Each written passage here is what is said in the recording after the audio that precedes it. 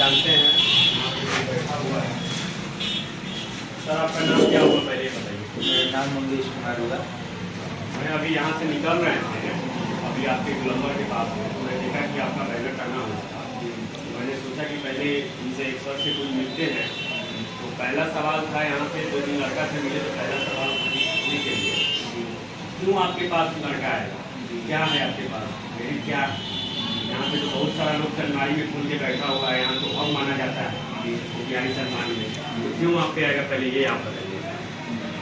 सबसे पहली चीज़ है कि हमने कोचिंग खोला हुआ है, तो कोचिंग खोलने का मेरा पहला उद्देश्य ये था कि बच्चों का रिजल्ट पहली प्राथमिकता, बच्चों का रिजल्ट मेरा पहला प्राथमिकता था। अब दूसरा सवाल ये उठता है कि बच्चों का रिजल्ट क्या है। तो मेरा सोच यही है कि जो इंसान खुद कोई पेपर दिया है, कोई पेपर निकालता हो, वहीं अगर आप सक्सेस है तभी आप दूसरे को सक्सेस कर पाइएगा।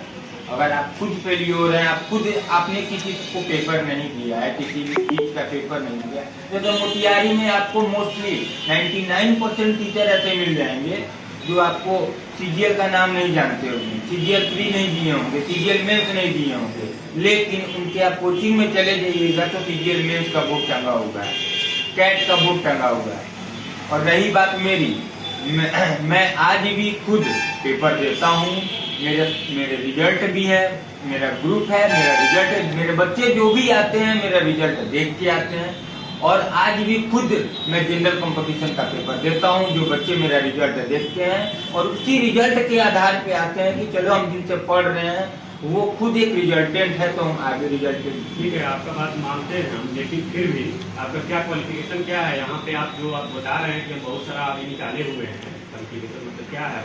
मैं क्वालिफिकेशन की बात कर तो मैं खुद बीएड कर चुका हूँ, मेरा एमकॉम कंप्लीट हो चुका है। और अपनी जनरल कंपटीशन क्वालिफिकेशन के बारे में तो 2016 के बैच में मैं बैंक पीओ रह चुका हूँ, सिंडिकेट बैंक का।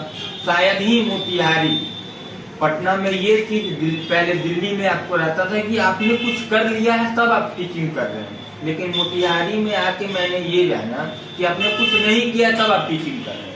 लेकिन हम अपने बारे में खुद बता दें, 2016 के बैच के हम कुछ पीओ रह चुके हैं।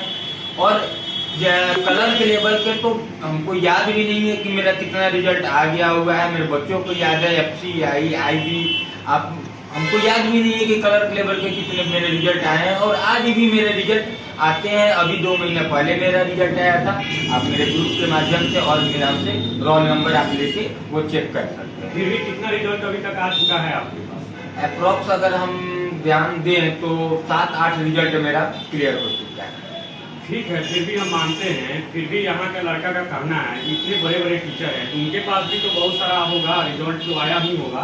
फिर भी आप बताइए अभी आपका कहाँ कहाँ बैच चलता है?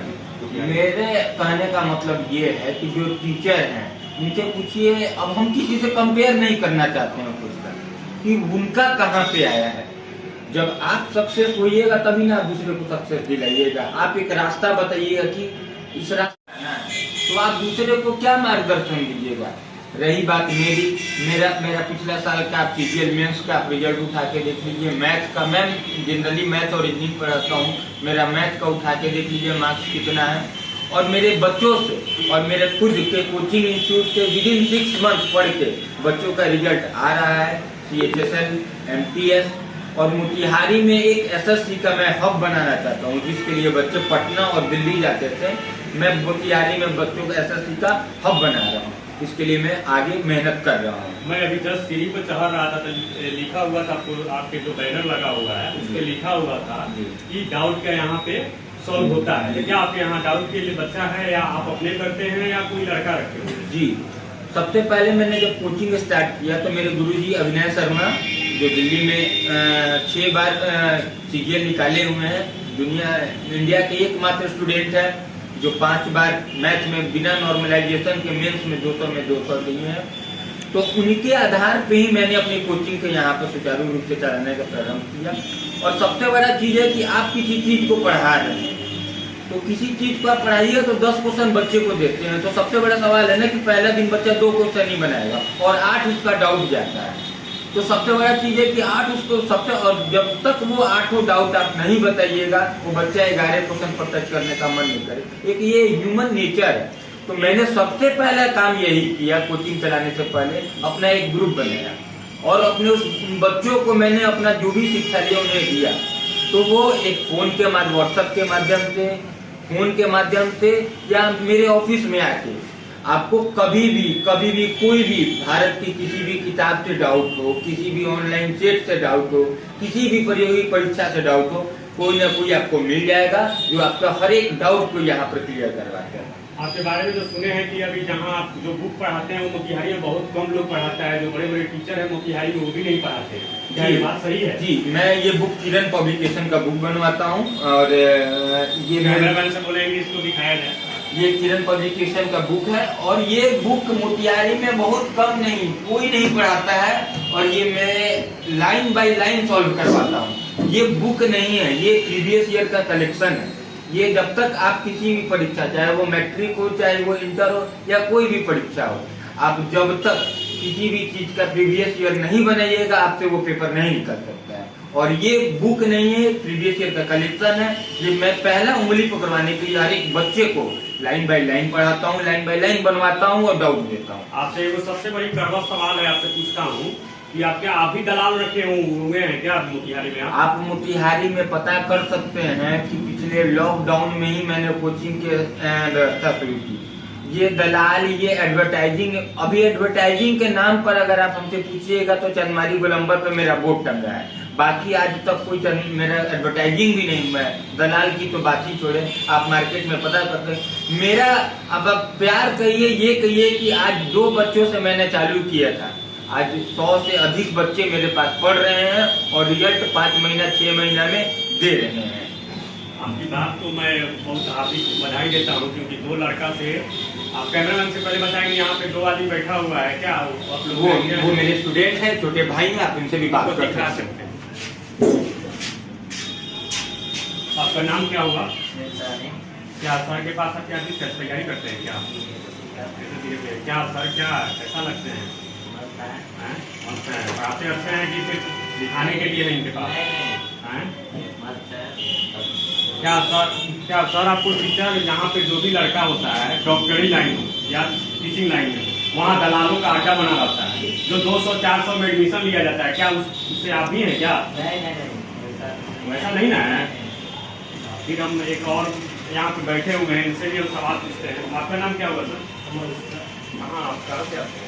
मोतिहारी में ही है क्या? आप कैसे हैं सर? मतलब पढ़ाते अच्छे हैं?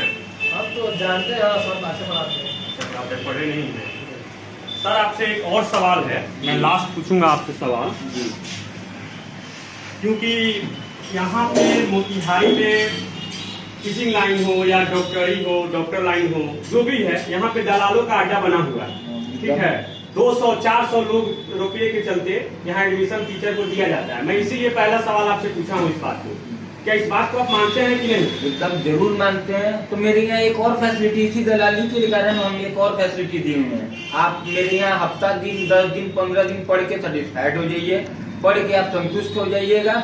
उसके बाद आपको एडवांस करना है और एडवांस देने के 30 दिन तक अगर आपको लगे कि नहीं भैया सर जो है हमको फंसा रहे हैं, पढ़ा नहीं रहे हैं, शुरू में अच्छा पढ़ाए और बाद में ऐसा होता है फंसा रहे हैं, तो आप 30 दिन के बाद तक भी आप अपना पूरा पेमेंट ले जाके वापस ले जा सकते हैं। उसमें 1 रुपया आपका नहीं कटेगा। आप ये है कि आप अपना सारे पैसे आके ले जा सकते हैं। एक और बात बताइए हमको, आपका जो कोचिंग है यही पढ़ाते हैं या कहीं और पढ़ाते हैं? जी नहीं, मेरा 2 जगह ब्रांच चलता है, एक कुलवरवा चौक पे जो राधा सिकारिया के पास वार्ड नंबर 2 में है, और एक यहाँ पे चलता है चंदमारी गोलंबर पर। चंदमारी गोलंबर पर अभी हाल फिलहाल में मैंने खोला है और कुलवरवा चौक पर पिछले 2 वर्षों से चल रहा है। और बहुत जल्द आप सभी को न्यूज के माध्यम से, आपके माध्यम से, पेपर के माध्यम से हमारे बच्चों का रिजल्ट प्रकाशित होगा और आपको बताया जाएगा कि मोतिहारी में भी कोई इंसान है जो 6 महीना में एसएससी का CGL हो, CHSL हो, MTS हो, रिजल्ट देने वाला आ चुका है। पहले मैं बता दूं आप लोग को कि मैं अभी यहाँ मोतिहारी चंदमारी गोलंबर के पास हूँ, तो मैं देखा कि एक बैनर लगा हुआ था पुष्टि क्लासेस के नाम से। मैंने सोचा कि पहले एक बार मिलते हैं, यहाँ सर है कि नहीं, तो यहाँ गेट खुला हुआ था, लॉकडाउन लगा हुआ है, यहाँ तो स्टूडेंट नहीं मिले हैं कि स्टूडेंट हैं। फिर मैं इनसे सवाल पूछा, सारे सवाल जवाब अच्छा भी दिए और अपना पूरे। अच्छा, एक और बात बताइए, हमको याद आ रहा है, लॉकडाउन से कितना मतलब प्रभावित है या ठीक ठाक चल रहा है? बहुत ज्यादा प्रभावित है, लॉकडाउन से बहुत ज्यादा प्रभावित है। हम ही प्रभावित नहीं है, बच्चे का कैरियर प्रभावित है। पिछला 3 साल में जो बच्चे के कैरियर के साथ मजाक हो रहा है कि पिछला 3 साल में तो 3 साल उस बच्चे का चला गया, उस बच्चे का एज 3 साल तो निकल गया। और न सुचारू रूप से, जब से सरकार है, ये सरकार की तो बात ही हटाई जाए, ये सरकार न ढंग से बहाली निकाल रही है। और बीच में क्या सबसे पहले काम यही करती है कि इसको कोचिंग बंद करना है, स्कूल बंद करना है। अरे आपको बंद करना है तो दूसरा चीज बदले, शिक्षा व्यवस्था को बंद करने से अगर भारत की स्थिति सही हो जाएगी तो शिक्षा को बंद ही कर दीजिए। आप 10वां के बाद का खोल देते, 10वां के पहले का बंद कर देते, लेकिन नहीं, सबसे पहला काम इनका ये रहता है कि शिक्षा व्यवस्था बंद करें, जिसके कारण हमें और हमारे बच्चों को, सबसे बड़ा चीज है कि हमारे बच्चों को, मेरा खुद का उम्र 26 अभी चल रहा है सर्टिफिकेट से, और मेरा खुद 3 साल से मैं पेपर नहीं दे पा रहा हूँ सुचारू रूप से।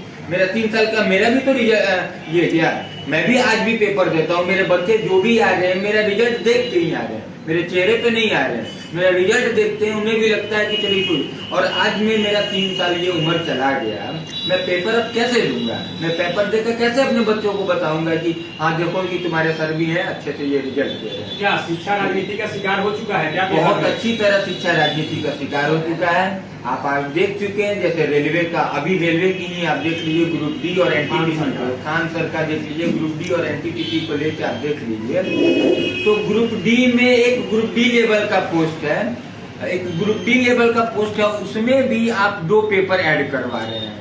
आप एक बच्चों से मजदूरी के टाइप में करवाइएगा और उसके बाद भी आप उसमें 2 पेपर करवा रहे हैं। और एनटीपीसी की बात करें, मेरे कोचिंग से खुद मैं रोल नंबर आपको देता हूँ, मैं अपना रोल नंबर देता हूँ, जो 70+ मार्क्स लाए, फिर भी उन बच्चों का प्रीलिम्स नहीं निकला है।